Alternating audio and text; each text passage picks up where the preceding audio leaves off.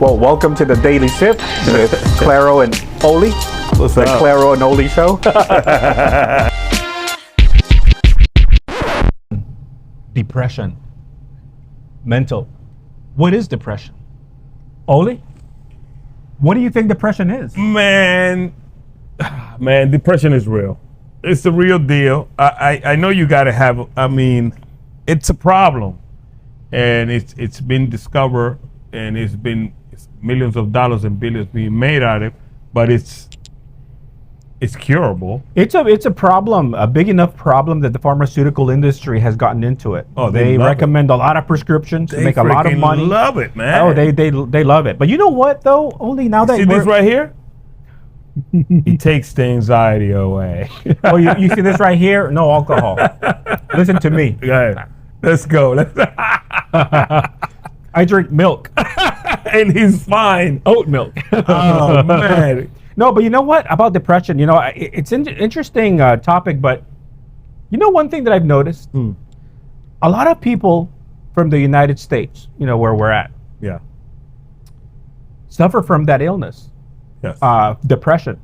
Other countries, like third world countries, for example, they have depression. That's also an illness there, but not as much as us here, brother. Why do you think that is? We get too comfortable. Things are very easy. Yeah. We can't stand little difficult things in life. We don't know how to take them because things being so easy here. Now you drop somebody up, I was telling you, with depression in a third world country. In 2 years, I think they'll be cured because they know they'll be, man, it's I agree. it's crazy. You're absolutely right. Let me tell you something, man, because you know, I'm telling you from experience. Yeah. When I was a boy, Yeah. a little kid, I used to work in a tomato fields, a farm worker, a migrant farm worker. You was no, let me see your hands. No, not anymore. You know, I'm like, Yeah, I got you. But you know what? One of the things that I noticed is that a lot of people came to this country. I'm not sure if it was legally or not, right? But they came to this country. Yeah. They didn't speak a lick of English. Yes. They didn't even have schooling. Yeah. But a lot of them, and this is where I got my inspiration to become a business owner too. Yeah. A lot of them started their own business, started to get big, started to make a lot of money. And I saw that people here in the United States didn't. They stagged behind. They just, I don't know, they were sluggish. But it is exactly what you said. You know, like in third world countries, man, if you have a room, you're rich. Yeah, you're rich. You know? Yeah, man. I mean, people in America are spoiled. Yeah. Here's the thing. Raw. No, seriously. Here's your daily routine for most of you that are looking at stuff. You wake up in the morning and you wake up on top of a bed or a mattress or something, right? Yeah. You have a roof over your head. Or if you wake up at 3 or 4 in the morning, you have the urge to go to the bathroom. You go to your bathroom inside of your house. You know, Bro, in third world countries, they have to go out in the woods if they want to, or outside. You know how many bad animals are out there? Yeah. You know, and if it's raining, you can't. If you have to go to potty, man, good luck. Well, you'll have something under the bed, and then you got to go there. Well, maybe, but how comfortable is that? I mean, come on. Exactly. Here, you're spoiled. Yeah, you wake up at any time. Hey, if it's cold outside, if it's winter, you have the heater on. Yes. If it's hot outside, you have the AC on. You know? So here, you get spoiled. So because you have so much opportunity here, kids don't. I worked as a little kid, as a child. Most people don't. Yeah. Right? There's these things called child labor laws. In the farms, by the way, when I was growing up, they didn't exist. Yeah. Now they do. Yeah. But people here, if they get hungry, there is a McDonald's right there.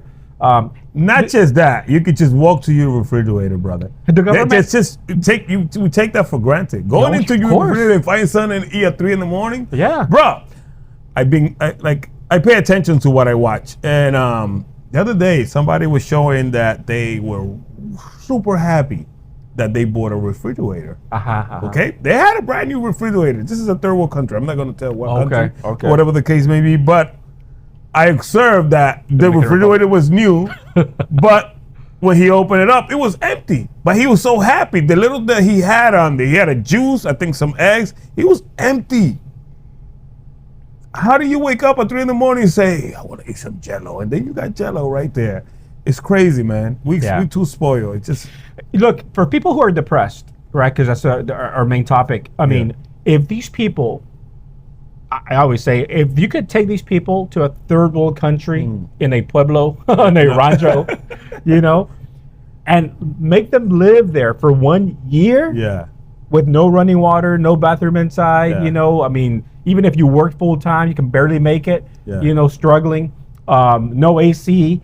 You got to get rid of the internet. That will give you so much anxiety. Dude, you're going to come back to this country after a year. You're going to be so thankful. You're going to be kissing the floor. Like, and they're going to get to work because they're going to finally realize, my gosh, all of this opportunity. And, you know, you have kids that are 18, 19 years old. They go to an interview for their first job at 19, 20. And guess who goes with them? Their parents, their mother. I mean, dude, grow up. Go by yourself. You're on your own. Go. You want to know something? In my country, the most successful people in my country that comes to the United States travel back to the Dominican Republic every 6 to 8 months because they come back super refreshed, full of they saw something and they come in, it's like they're ahead of you. Because they refresh every few months, and it's not they come back and they look at that. It's a refreshment of what you can do here, and they become pila. ¿Tú me entiendes? So, but you know, they come to get it. It's a good point because it's something very, very funny that somebody said about Mexico, and I forget. It was somebody important. I think it was. It was somebody wealthy, somebody important. Because they say, you know, in the United States, you recognize that Mexicans are very hard workers. They work a lot. They work hard every day. And I know, but Mexicans in Mexico that have never came to the U.S. are not that much of hard workers. When they come here, they become hard workers because they realize, wait a minute. Well, so much job, so much money here. If you don't see it, if you don't see it, you don't need it. That's right. If you don't see it, you do not need it. So you have to be able to go somewhere and see that the need, even other people's misery. And you know, I hate to say it that way, but other people's misery motivates you. Absolutely. It's crazy how we work. Yeah, because you realize here so much opportunity and nobody takes advantage of it. Super refreshing. And at the same time, I call it's fucked up. You have people that have been here for generations. And they still live off of food stamps or EBT, whatever they call it now. They still do. They depend on that. And they say, oh, there's no jobs. Well, see, when you talk about that, that's another conversation, man. It is another conversation because I can get you a job if you want, the farm. We'll get you a job picking strawberries, whatever. Trust me. We'll get you a job quickly, especially now. They deported half of the workers, so, you know, I don't even want to talk about that because I'm not with that. I'm not against that. I believe this country got to do what's good for this country when it comes down to it. Okay, if I got a problem with that, I might have to just leave this country. You understand what I'm saying? So whatever they do is what they do. And right now, Mexico is actually going. Well, let's just go into a little bit, just a tiny bit. Sure, we can. Mexico was going through a problem with the traffic of people coming through just to get here. And there was a lot of people stuck in Mexico, right? Thousands of people. That kind of creates a problem. Intentional problem, yes. Well, yeah, exactly. The balance is off big time. I mean, the money goes in directions where it's just not helping the country, right? I know this country's big, it's huge, and the immigrants that were here, okay, I'm gonna say straight up, if you're a criminal, send them back. I don't care. If I do something, send me back. I'm not gonna be mad. Why? Because they're not gonna send me to Africa. They're gonna send me back to my country. Not really. No, well, not anymore. They cannot. That's the they problem. Cannot send me to. They cannot send me to Salvador. They're gonna send you to Iraq. They cannot. No, you'll blend in. They cannot send me to Salvador, so it's not that bad.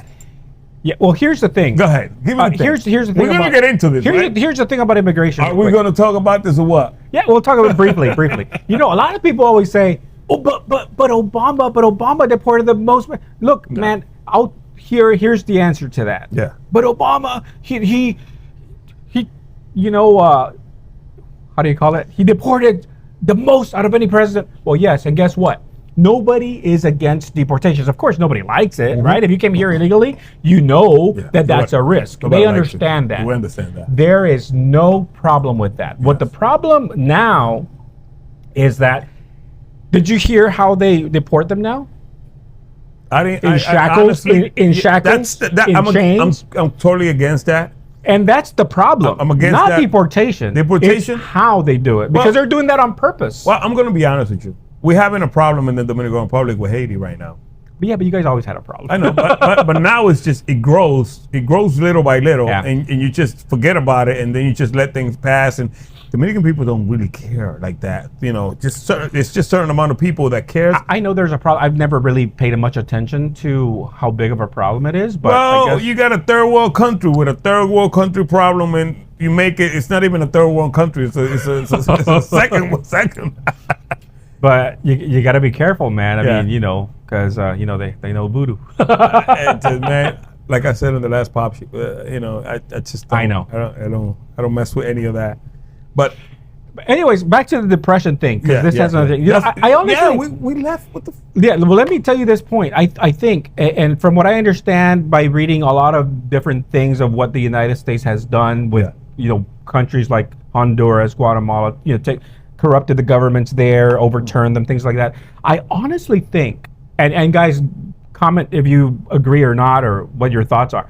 I honestly think that all of this hatred towards Hispanics is done on purpose, so that mentally, the kids that are growing up, mentally they feel bad about themselves. Subconsciously, you become depressed. You become thinking that you're less. I think they do it on purpose. It brings panic. Yeah, I think they do it on purpose just so that they can keep you mentally. I haven't looked at it that way. No. I mean, that's how it is. That's how, with religion especially, that's how religion was used. You know, the slaves, for example, were told, "Hey, look, the Bible says it. Slaves, obey your masters. You have to." And the slaves were okay. Well, yeah. So they accepted it. You know, there was a story about an elephant, right? And this is by psychologists. The elephant, when he's a baby, he wants to go loose and, you know, play around. Yeah. So what they did is planted a stake in the ground and tied a stake, a stick. Yeah, stick. Okay. To the ground, and with a chain they tied the elephant so he couldn't move. Right? He tried, couldn't move. With time, the elephant grew, and the stick doesn't have to be even stuck in the ground that much or heavy. It's just a little stick that you can move right away. But the elephant, because he got used to it. He knows that whatever he pulls on. I saw that. I understand that 100%. That's what's going on. It's called training.